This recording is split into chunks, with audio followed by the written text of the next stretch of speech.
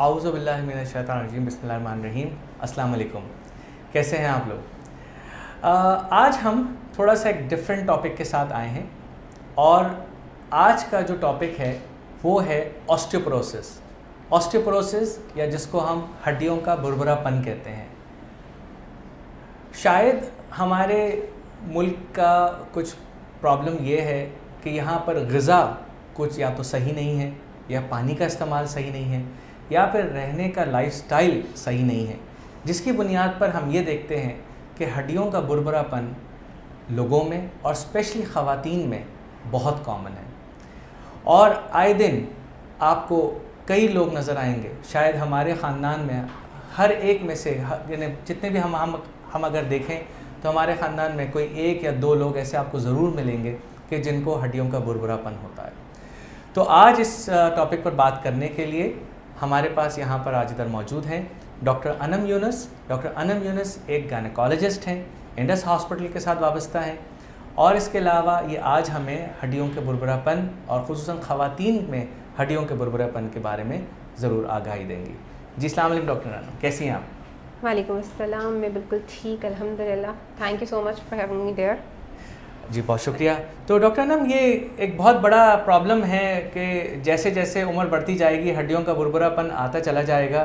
तो ये क्यों ज़रूरी है, ये क्या है हड्डियों का बुरबुरापन, इसके बारे में आप क्या बताएंगी और क्या किया जाए प्लीज़? ऑस्टियोपोरोसिस बेसिकली हड्डियों का कमज़ोर हो जाना या हड्डियों का खोखला हो जाना। दो बेसिक कंपोनेंट्स जिनसे हड्डियां बनी हुई होती हैं उसमें है कैल्शियम, विटामिन डी। ठीक है, अब इन दोनों की मिकदार या तो आप इसको अपनी ग़िज़ा में सही से नहीं ले रहे, इसकी वजह से, इसकी कमी की वजह से ऑस्टियोपोरोसिस का होता है।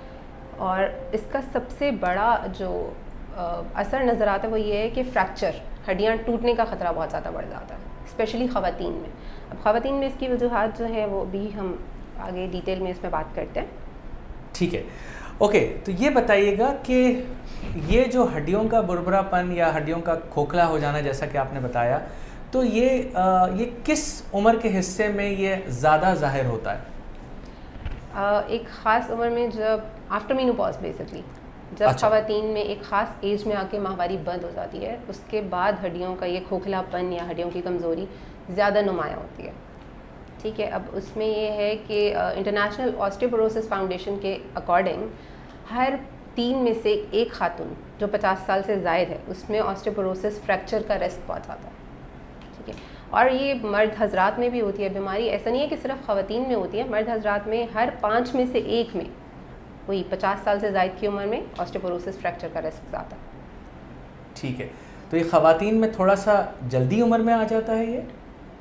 हमारी इन आवर पॉपुलेशन, हमारे पास चूँकि मीनोपॉज की एज जो है it's like 2 years earlier than the world, it's 47। हमारा जो एवरेज कट ऑफ है मीनोपॉज का 47 years। 47। तो हमारे पास इट्स अच्छा, ये जो दूसरी हड्डियों की बीमारियां होती हैं जिसके अंदर दर्द भी होता है और जिसके अंदर वो थोड़ा सा उम्र के से पहले भी हो जाते हैं, या जोड़ों का दर्द हो जाता है और दूसरी और चीज़ें, तो क्या ये और ये ऑस्टियोपोरोसिस बिल्कुल सेम है या थोड़ा मुख्तलिफ हैं?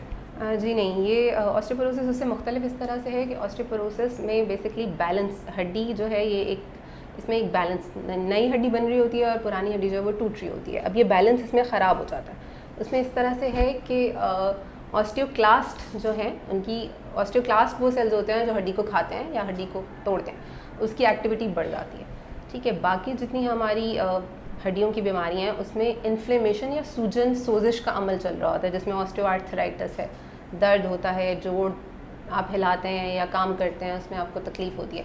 इसमें बज़ाहिर इस तरह की कोई तकलीफ़ नहीं होती है, लेकिन किसी भी हल्के से काम से या एकदम झटके से आपकी हड्डी टूट सकती है, कुछ झटका लगने से, कुछ छोटी सी चोट लगने से, जिससे एक नॉर्मल इंसान की नहीं टूटेगी। बट एक्चुअली हड्डी इतनी कमज़ोर हो जाती है कि वो बिल्कुल एक छोटी सी किसी भी एक्टिविटी से, नॉर्मल एक्टिविटी से वो टूट सकती है। तो आपके कहने का मतलब ये हुआ कि अगर हम आम तौर पर समझ सकें कि जब हड्डियों को बनाने वाले खलिए कम हो जाएं और हड्डियों को खाने वाले खलिए बढ़ जाएं, तो ये जो है प्रॉब्लम ज़्यादा बढ़ जाता है। और बेसिकली कुछ ऐसी चीज़ें जो उन खलियों पे असर ज़्यादा करती हैं जो हड्डियों को खाने वाली हैं।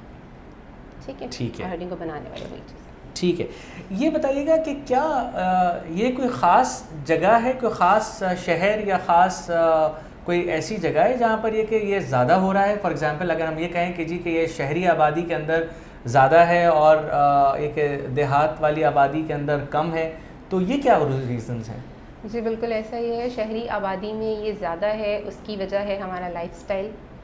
हम शहरों में रहते हुए हमारी एक्टिविटी इतनी नहीं होती, हम उस तरह से वर्जिश या उस चीज़ को अपना नहीं कर रहे होते, जबकि देहातों में रहने वाले लोग जो हैं वो काम कर रहे होते हैं, ठीक है। उनको सूरज की रोशनी, सन एक्सपोजर भी उनका बेहतर होता है, उनकी डाइट का कंटेंट हमारी डाइट से बेहतर होता है। We eat a lot of junk food, तो वो सारे फैक्टर्स इस पे हैं, आपकी लाइफस्टाइल, आपकी वर्जिश, आपका सूरज से एक्सपोजर, क्योंकि sunlight is the main source of vitamin D. आपका जो विटामिन डी है मेन उसी से बन रहा होता है। ठीक है, आपने इस वक्त थोड़ा ग़िज़ा के बारे में बात की, मैं आपसे थोड़ा सा दोबारा और इस बारे में ज़रा डिटेल चाहूँगा। क्या आपको लगता है कि हमारे क्या लाइफस्टाइल में, हमारी ग़िज़ाओं में क्या क्या चीज़ें शामिल हो जानी चाहिए और क्या क्या ऐसी चीज़ें जो कि नहीं होनी चाहिए? बिल्कुल ये इसको कुछ क्लियर कट अगर आप इसमें हमें बता सकें। Again it's balanced diet. हम जब डाइट की बात करते हैं तो हम उसमें प्रोटीन की भी बात कर रहे होते हैं, हम उसमें कार्बोहाइड्रेट्स की भी बात कर रहे होते हैं, हम उसमें फ़ैट की भी बात कर रहे होते हैं, और डेयरी की। Definitely dairy is rich source of calcium. तो ये सारी चीज़ें अगर हम बैलेंस लें, लाइक अगर हम फ्रूट्स भी ले रहे हैं which are rich source in minerals, फल लेते हैं, हम सब्जियां लेते हैं, और हम अपनी जंक फूड या बहुत ऑयली प्रोसेस्ड फूड को अगर हम कम कर दें, अच्छा, these things can be prevented। या तो डॉक्टर साहब, मसला सारी बात यह है कि हम जब इधर शहर में रह रहे होते हैं तो शहर में तो हमें तो असली चीज़ें तो बहुत ही नापैद हो जाती हैं, और कहाँ से लाएंगे असली चीज़ें? तो क्या किया जाए फिर? क्या कोई सप्लीमेंट्स पे जाया जाए? कुछ आप इस बारे में कुछ फरमाइए। जी, अगर डाइट से नहीं पूरा हो रहा होता तो हम सप्लीमेंट की तरफ जाते हैं, ठीक है। डाइट में मेजर सोर्स जो है कैल्शियम का वो डेयरी है, जिसमें दूध, दही, चीज़, और इसके अलावा जौ का दलिया, मक्खन, ये सारा डेयरी आ जाता है। और विटामिन डी जो है वो वही आपका सन एक्सपोजर। अगर आप डेली हफ्ते में 2 दफ़ा 5 मिनट से लेके 30 मिनट तक तकरीबन आधा घंटा धूप ले लेते हैं, उससे 50,000 इंटरनेशनल यूनिट विटामिन डी के बनते हैं। 30 minutes of sun exposure actually generates 50,000 international units of vitamin D, which is quite enough, आपकी कमी पूरी करने के लिए काफ़ी होता है। सही। अपनी लाइफस्टाइल, विटामिन डी के लिए लाइफस्टाइल अगर उससे नहीं होता तो डेफिनेटली सप्लीमेंट्स। ठीक है, तो बस सप्लीमेंट्स लेकर उसको कवर किया जाए। जी।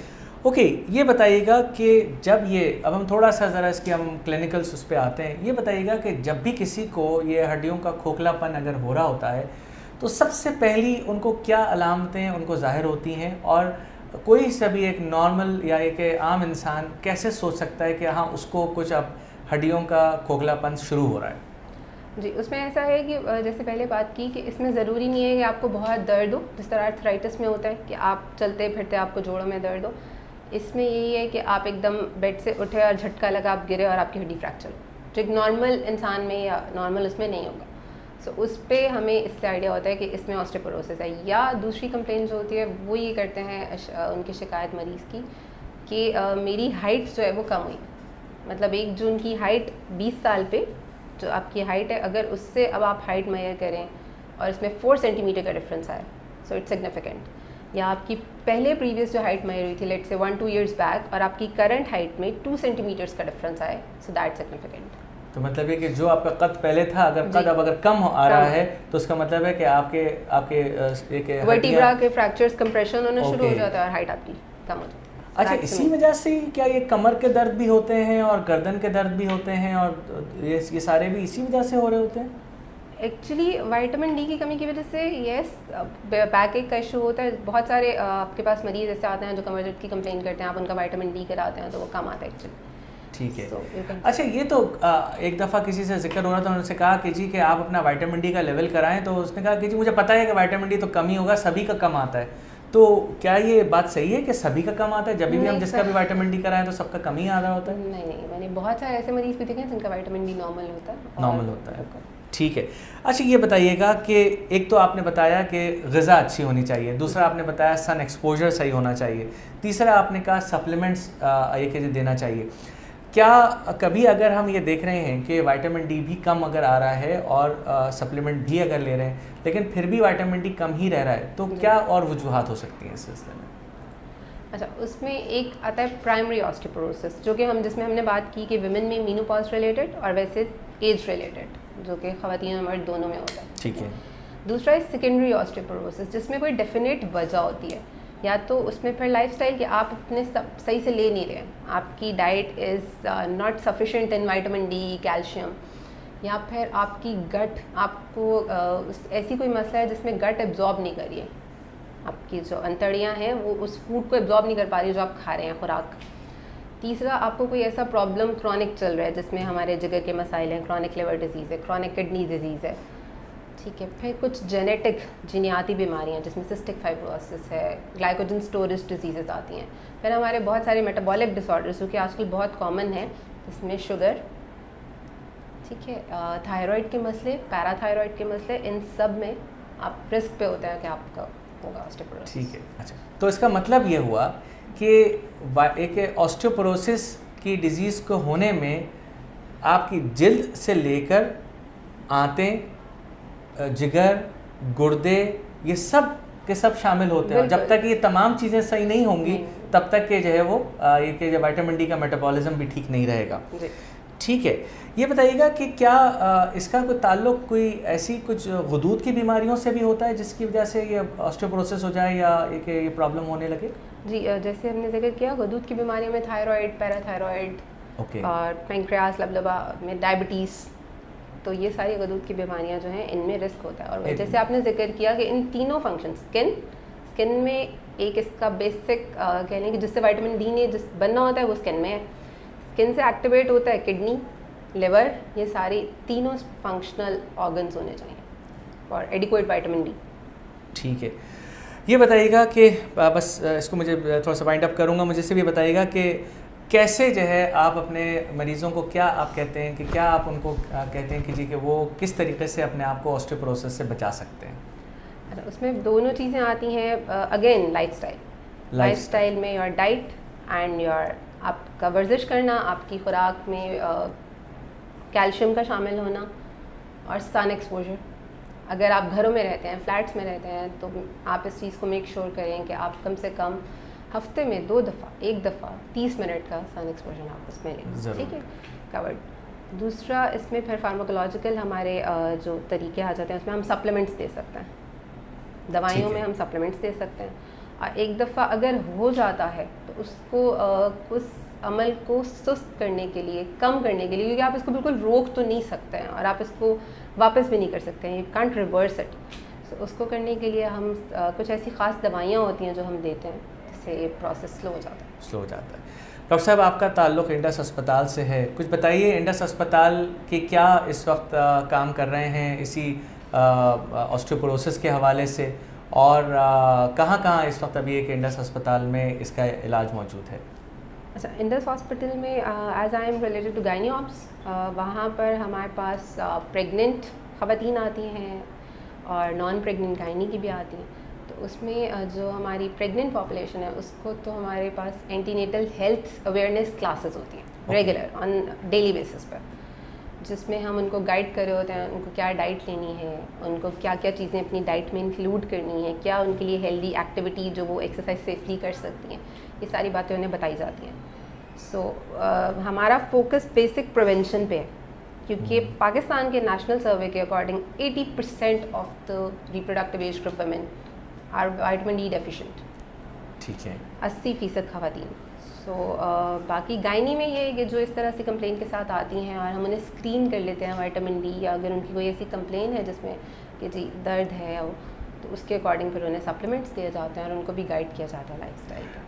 डॉक्टर साहब, एक छोटी सी बात और मैं पूछना चाहूँगा। अक्सर औक़ात कहा जाता है कि जो माएँ अपने बच्चों को दूध पिला रही हैं और वो जो है कि उनका दूध बंद कर दिया जाता है, या उनको ये कह दिया जाता है कि जी कि आप दूध ना पिएं, और क्योंकि कहीं ऐसा ना हो कि आपके टाँके ख़राब हो जाएंगे, और तो ये सारी चीज़ों के साथ फिर भी आप लोग कहते हैं कि उनको दूध पीना चाहिए, ये आपको क्या कहना है? ये सारे मिसकंसेप्शंस हैं जिनको हम डील करते हैं इन अपनी हेल्थ जो अवेयरनेस क्लासेस हैं, और उसमें बिल्कुल यही समझाते हैं कि देखें, टांकों में जो रेशा पड़ना या पस पड़ना उसका ताल्लुक दूध पीने से नहीं है।